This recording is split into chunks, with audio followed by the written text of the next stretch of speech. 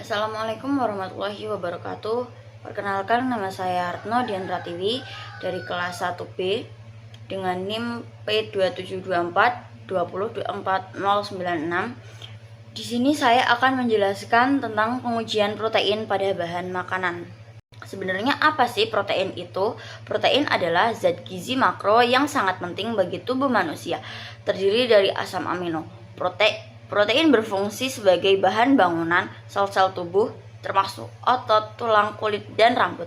Selain itu, protein juga berperan dalam pembentukan enzim, hormon, dan antibodi yang mendukung sebagai fungsi subjudul. Atau secara arti lain bisa disimpulkan sebagai protein adalah makromolekul yang terdiri dari rantai panjang asam amino yang terikat satu sama lain melalui ikatan peptida. Dalam konteks kimia farmasi, protein memiliki peran yang sangat penting baik sebagai target obat maupun sebagai obat itu sendiri. Tujuan penjelasan kali ini adalah kita akan mengetahui apakah ada protein dalam sampel tersebut. Bahan-bahan yang digunakan dalam pengujian protein antara lain putih telur, susu UHT, dan agar-agar. Dan larutan reagen yang digunakan dalam pengujian protein kali ini adalah sebagai berikut. Baik, yang pertama untuk uji ninhidrin. Uji ninhidrin mempunyai tujuan yaitu uji yang dilakukan untuk mengetahui asam amino dan protein. Untuk pengamatan kali ini, putih telur mereaksi dengan warna ungu atau biru yang muncul menunjukkan adanya asam amino dan protein. Susu menunjukkan perubahan warna ungu dan biru yang muncul menunjukkan adanya asam amino dan protein, dan agar-agar tidak ada perubahan warna menunjukkan bahwa agar-agar tidak mempunyai asam amino dan protein. Cara kerja uji biuret antara lain: masukkan 1 ml putih telur ke dalam tabung reaksi, tambahkan 2-3 tetes CuSO4, kemudian masukkan 1 ml NaOH 0,1 molar. Amati perubahan yang terjadi. Ulangi cara kerja tersebut menggunakan susu dan agar-agar. Bila ada yang tidak larut setelah ditambahkan NaOH, panaskan dahulu beberapa menit hingga semuanya larut dan dinginkan. Putih telur mengalami perubahan warna, yaitu warna ungu yang muncul menunjukkan adanya protein. Susu juga mengalami perubahan warna, yaitu warna ungu yang muncul menunjukkan adanya protein. Sedangkan agar-agar tidak menunjukkan perubahan warna, yang artinya agar-agar tidak ada senyawa protein. Yang ketiga adalah uji pengendapan protein dengan logam. Caranya adalah 1 ml larutan albumin, tambahkan tetes demi tetes larutan logam hingga terjadi endapan. Perhatikan perubahan yang terjadi pada setiap penetesan. Perhatikan juga apakah ada endapan dalam larutan tersebut.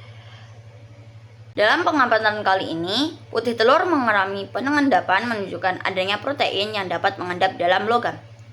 Susu terjadi pengendapan menunjukkan adanya protein yang dapat mengendap dalam logam. Agar-agar tidak mengalami pengendapan karena tidak menunjukkan adanya logam. Agar-agar tidak terjadi pengendapan menunjukkan tidak adanya protein.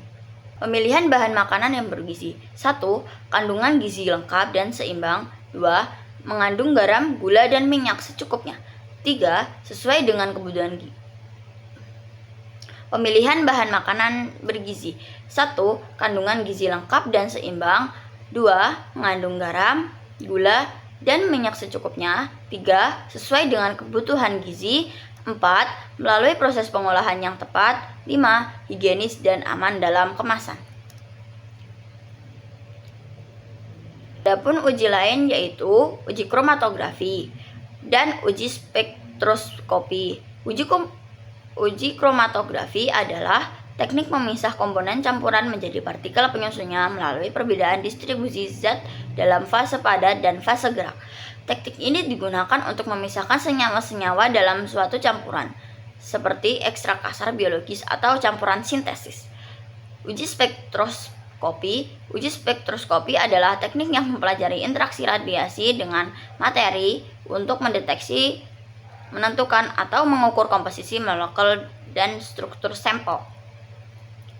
Mari kita bahas tentang kekurangan uji ninhidrin, uji Biuret, dan uji pengendapan protein oleh logam.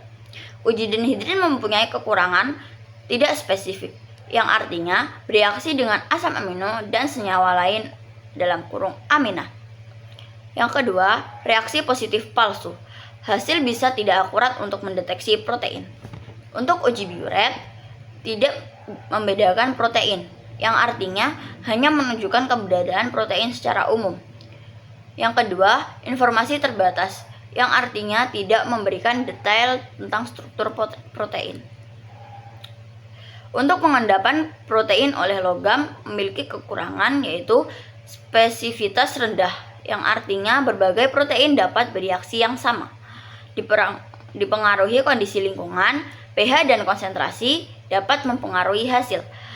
Intervensi senyawa lain dapat menyebabkan hasil yang tidak konsisten, kualitatif, bukan kuantitatif, tidak memberikan informasi jumlah protein. Cukup sekian yang dapat saya bahas. Kurang lebihnya mohon maaf yang sebesar-besarnya. Wassalamualaikum warahmatullahi wabarakatuh.